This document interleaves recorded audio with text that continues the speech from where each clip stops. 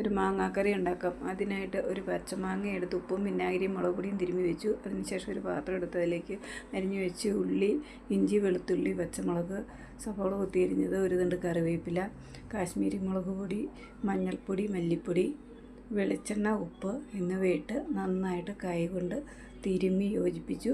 3 മിനിറ്റെങ്കിലും നന്നായിട്ട് തിരുമണം. അതിനുശേഷം കുറച്ച് തേങ്ങാപ്പാൽ ഒഴിച്ച് അടുപ്പത്ത് വെച്ചു. ഞാൻ കോക്കനട്ട് പൗഡർ 1 സ്പൂണാണ് ഉപയോഗിച്ചത്. നിങ്ങൾ തേങ്ങ ഉപയോഗിക്കുന്നെങ്കിൽ 2-ാം പാൽ ഒഴിക്കുക. അതിനുശേഷം അത് വറ്റി വരുമ്പോഴത്തേക്കും തിരുമ്മി വെച്ച മാങ്ങ ഇടുക.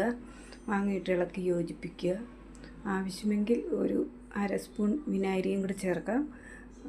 പുളി കൂടുതലുള്ള മാങ്ങയാണെങ്കിൽ ഒരു മുഴുത്ത കഷ്ണങ്ങളാക്കി മാങ്ങ അരിയണം. ഒരുപാട് വേകാതെ തന്നെ 1/2 കപ്പ് തേങ്ങാപ്പാൽ ഒഴിച്ച് വാങ്ങണം. കടുകും വറുത്ത് ഉപയോഗിക്കാം. എല്ലാവരും ലൈക്ക് ചെയ്യണം, ഷെയർ ചെയ്യണം, സബ്സ്ക്രൈബ് ചെയ്യണം. Thank you.